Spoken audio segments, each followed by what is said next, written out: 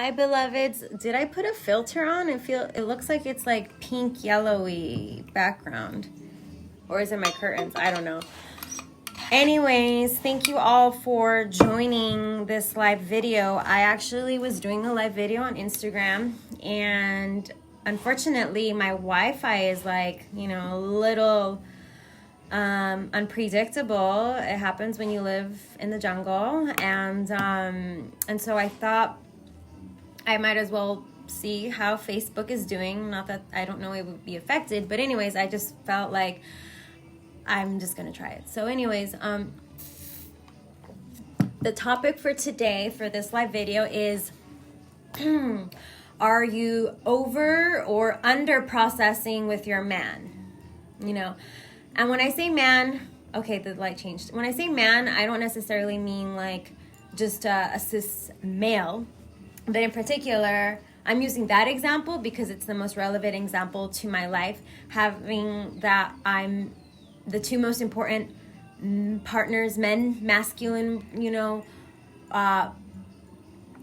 energies in my life are my father, who is a cis male, and also my partner, who is also a cis male. And so, but this can also be applied to your relationship. So, my intention to share this topic is because I am passionate about creating more intimacy both in my personal life and in the world. Why? Because it's just a juicier place to live in. It's just more awesome all around. And so for those who don't know, I'm a Cancer. And I tend to be emotional. And in the past, I have been, and maybe, it might come through in the future. I'm not saying that.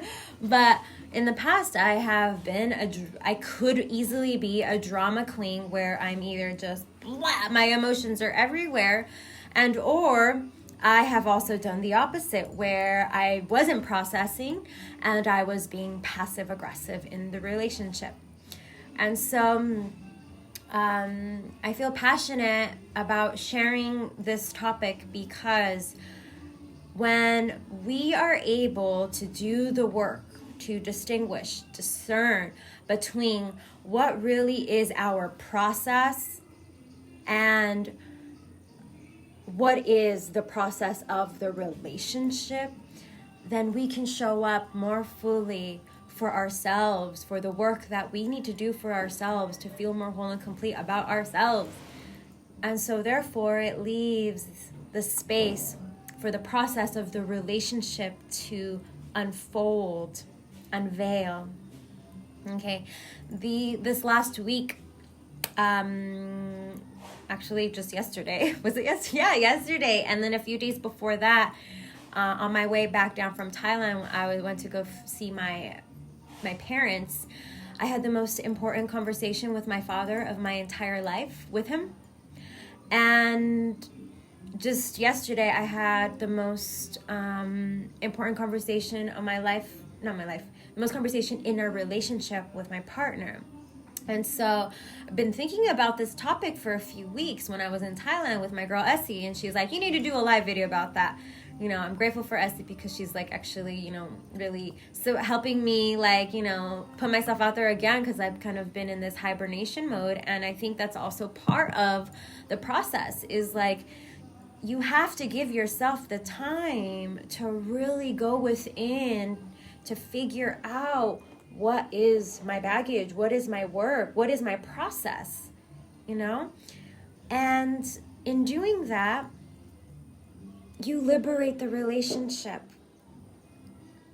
In taking the time to go within, we're able to respond from our heart, from the wisdom that we carry inside of ourselves. When we don't give ourselves that time, we're reacting.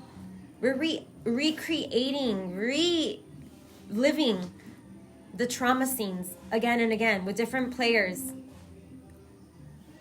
And so I think that's one of the big steps in discerning between what is my process and what is the process of the relationship is time.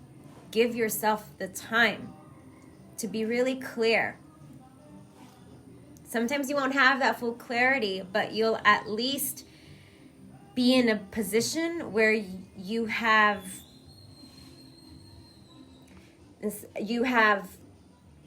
what's the word I want to say? You have taken the time to honor and respect the relationship. The difference between taking the time and not taking the time is when you're ready to be defensive, you're ready to be right, you're ready to blame. The difference between taking your time is you're factual, you're not attached to an outcome, you're open, you're receptive, you're listening. You're not hearing a projection, you're not hearing a story, you're here. Some processes literally take years, conversations to have, you know? The conversation that I had with my father was literally a 25-year process. And I'm grateful I took that time. You know, obviously, the sooner we can take care and address things, right, the better for everyone. But not everyone is in that same wavelength. And so when I shared with my father a few days ago about something that happened to me, something traumatic that happened to me as a child, I felt like he was actually in a place to really receive me. At the same time, I wasn't attached or expecting him to show up in a certain way. But I was finally in a place within myself where I said, yes, this is the time to share with him. I had done already the inner work of forgiving the people who were with me when those traumatic events happened. So there was a less need to process with my father, right? But at the same time, there was still a part of me that felt like incomplete, that I wasn't sharing this major event with him. And so the sequence of events happened, so I was like, whoa, I actually need to share this with him, and I need to share with him now.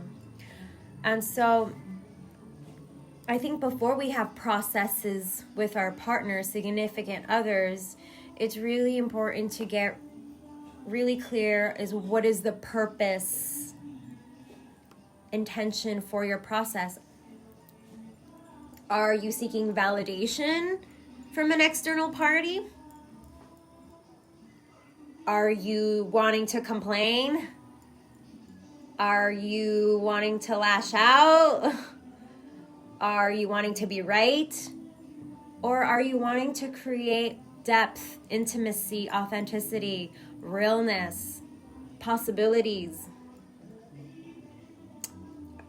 Are you willing to be in the unknown? And so, first, get clear about why you want to process, right? When I spoke to my father, I only had about, a 12-hour window because I was flying the next morning. And given the fact that he works way too much, I wanted to communicate with him in a way that was direct, factual, had less of my story baggage in the scene, and compassionate to him, to the other person involved, and to myself. And also, how can I do this in the most gentle way, in my tone, in my spaciousness? And how supportive could I be in the conversation so that I can request my needs ahead of time and be supported in the conversation along the way? Such as, Father, I need you to just hear me out, and please do your best to not interrupt me so I can just let it out and we can just get straight to the point. You know, our upbringing is we interrupt each other all the time. It's one of those things that it's been taking me quite a while to work through. Those of you who are close to me know that. And so,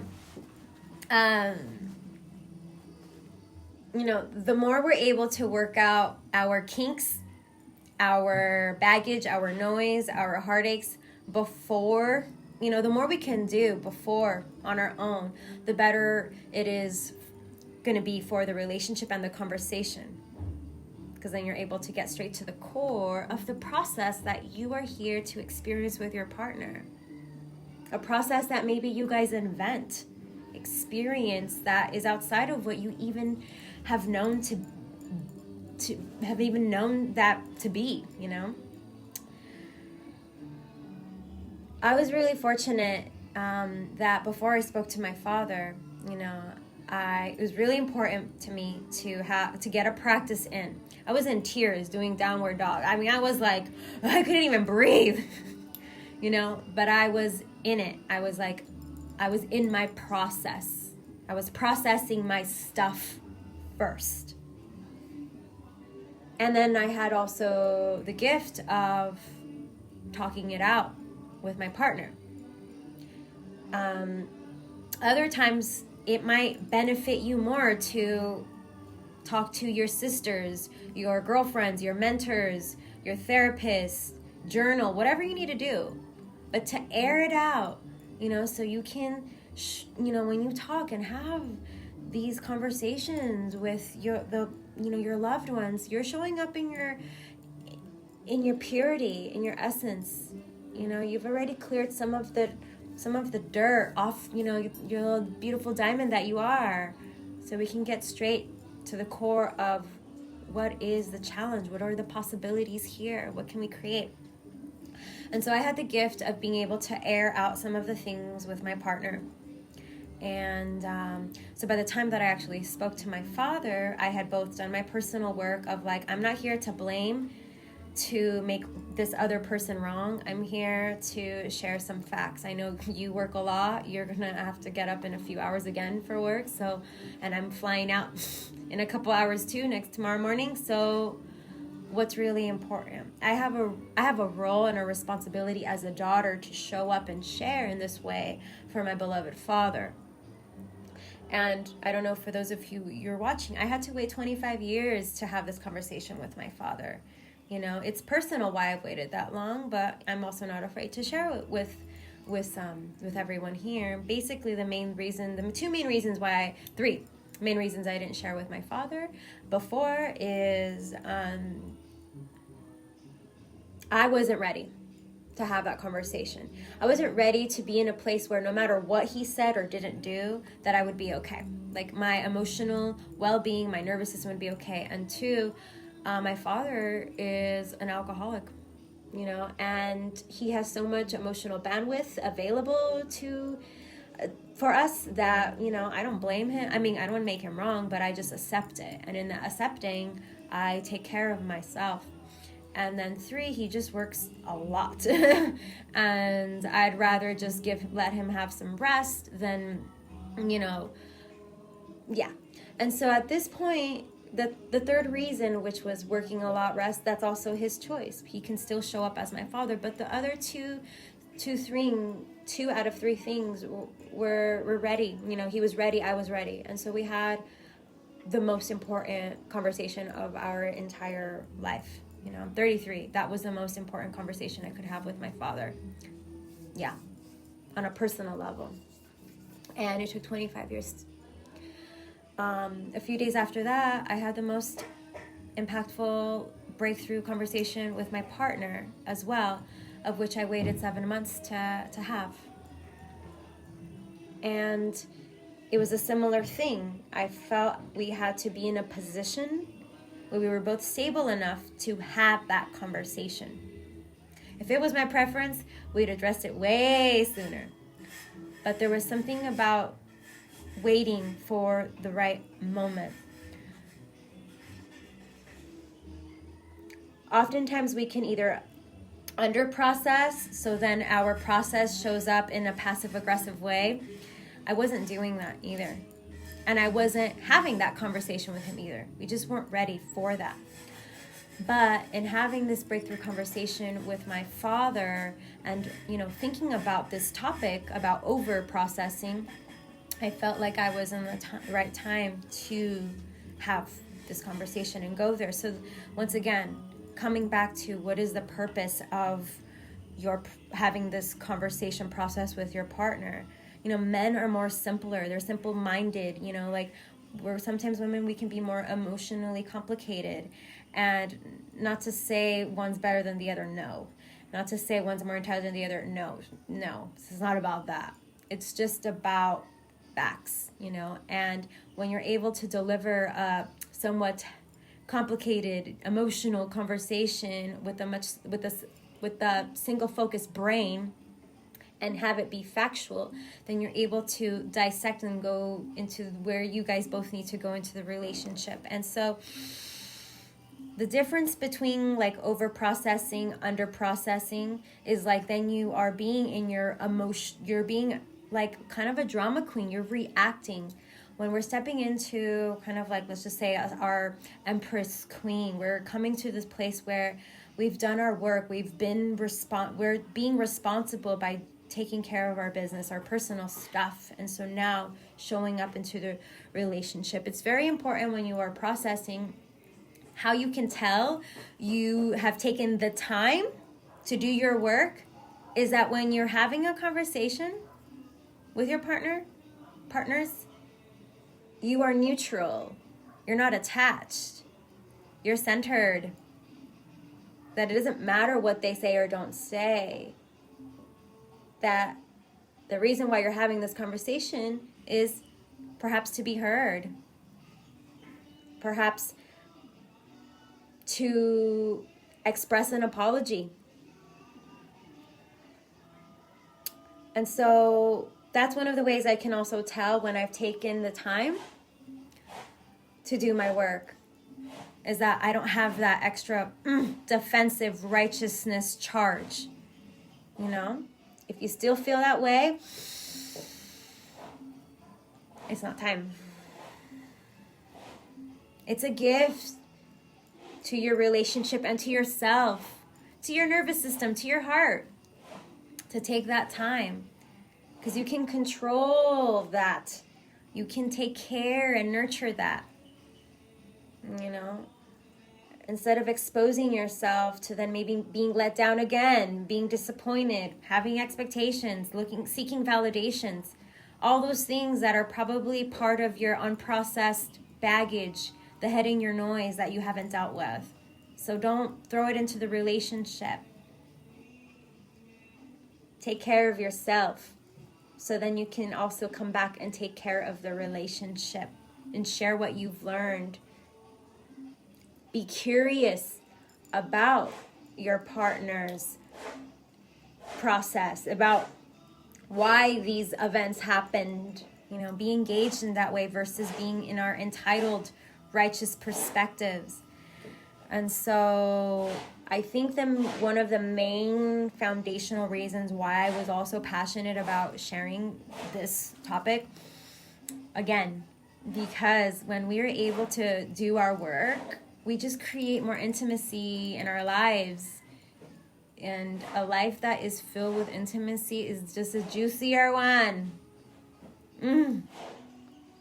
And I've learned that this is an opportunity to come back and understand and love ourselves, our hearts, our processes, our experiences, understand our purpose here, to come back and like, yeah, I experienced this traumatic, crazy event and I feel like, but you know what? Like, let me take some time and be with myself, hold myself, cry, yell, dance, yoga, swim, I don't know, whatever you need to do, listen to music.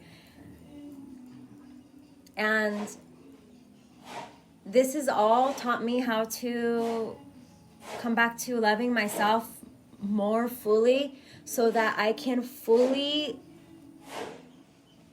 love other people and understand their process, because it's like, I've been there, I get it.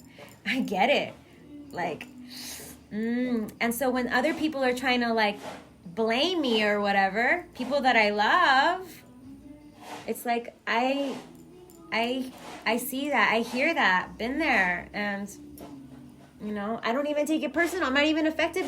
I'm not even hurt by it anymore because I get it. And so next, in like about 2 weeks, I'm going to be doing a free webinar. Self-Love Sunday, February 9th from 2 to 4 p.m. Pacific time with two of my dearest sisters, Sabrina Vedette with Sacred Lotus Yoni Steaming and Lauren Love Angel. And we are going to be sharing with you some of our favorite self-love practices that strengthen us to do this work so that we don't damage our relationships. We don't reenact these traumatic scenes with new key players, with, the new relationship, perhaps you're experiencing the same patterns that you've experienced in the relationship before or in your childhood. So what are the tools? You may know the things, what's your purpose for the process and all that stuff, but what else can you do to strengthen that muscle awareness of discernment? Of like, oh, I still feel the charge. I still feel fiery. I still am angry. I'm still mad. So what kind of tools and practices can you do to know when it's the time to have these meaningful, intimate, challenging conversations that you're ready to have in your life to create more intimacy? So join us for our free webinar, February 9th, Sunday, Self-Love Sunday, 2 to 4 p.m. If you are interested in being notified about this event, just write a comment here in this video and say yes or interested. And so that way I can send you the link to the Facebook event. And so you can learn about when we're having this free webinar or be notified, something along those lines. And then for those of you who are interested in going even deeper, we were also going to be hosting a retreat primarily for women. It's called Adoring the Beloved Within Retreat. And it's all about creating, it's all about creating actually the righteous relationship with yourself. Respect, honor, reverence, so that that righteous relationship spills everywhere and you don't have to make anyone right. You don't have to make anyone wrong for not behaving the way they should or complaining. You're in right relationship with yourself. So it's all good. Everyone's in their process. So if you're interested, comment, share this video too, please, for anyone you feel that possibly struggles with over-processing, under-processing, passive-aggressive, over-processed drama queen. Hey, I was a Cancer. I am a Cancer. I'm an emotional being, so I get it. Other than that, I don't think there's questions. Thank you everyone who joined and watched and yeah. Let me see. Other than that, thank you so much. Blessings. Happy New Year.